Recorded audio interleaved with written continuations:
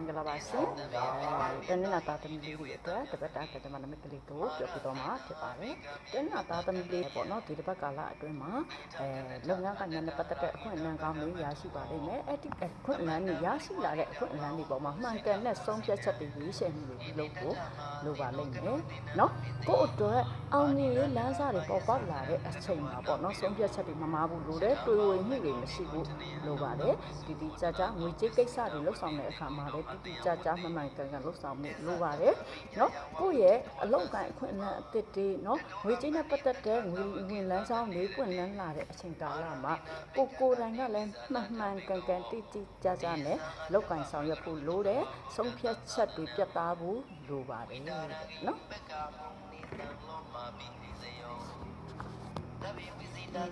အခြေအနေနဲ့တော့အနေနဲ့အထီးကျမှုတွေခံစားနေရတတ်တယ်နော်ကိုယ့်ရဲ့အခြေအိမ်အောင်ကြီးမှာပေါ့နော်ကိုကနည်းနည်းတော့အထီးကျန်ဆန်နေတတ်တယ်ဘာကြောင့်လဲဆိုကိုယ့်ရဲ့အိမ်အောင်ဘက်တွေဒီလုပ်ငန်းကိုင်ညနေပေါ်မှာဥစားပြီးလှုပ်ဆောင်နေရတော့၎င်းပေါ့နော်ခီးဝေးတွေထွက်နေရတာတော့၎င်းပေါ့နော်အလုံးနဲ့ပတ်သက်ပြီးအချိန်ကြီးတုံးနေတာဖြစ်တဲ့အတွက်ကိုယ့်အပေါ်မှာနားလည်မှုပေါ့နော်အချိန်ပေးနိုင်မှုကိုယ့်အပေါ်မှာဂရုစိုက်ကျင်နာမှုတွေတော့ရောပါနေပါလိမ့်မယ်အဲ့အတွက်ကိုကတော့နည်းနည်းလေးအထီးကျန်နေရတတ်ပါတယ်ကျမရဲ့အနေနဲ့တော့စိတ်နဲ့ပတ်သက်တဲ့ကျမလေးဘူးဆိုင်ပါစိတ်တောကတွေနည်းနည်းများနေတာတွေစိတ်ဖိစီးမှုတွေများနေတာတွေစိုးရင်တောကတွေများနေမယ်နော်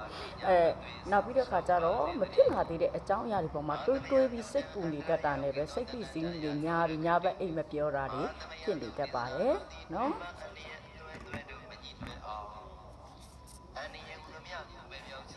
လူမှုနဲ့ပတ်သက်ပြီးတော့ပေါ့ကိုယ်ဘေးနားမှာရှိနေတဲ့သူတွေဒီကိုယ်အပေါ်မှာအမြဲတော့တန်းလာတာသမီးလေးအနေနဲ့ပေါ့နော်လူမှုရေးမှာတော့ကန်ဆာတာလေးနည်းနည်းလေးညံ့နေပါတယ်ကိုယ့်ရဲ့ပတ်ဝန်းကျင်ကလူတွေကကိုယ့်အပေါ်မှာနော်ထင်မြင်လွဲမှားမှုတွေတန်တရားတွေနဲ့ပဲပြည်နေနေတတ်တယ်ကိုကဘလောက်ကောင်းအောင်လုပ်ပေး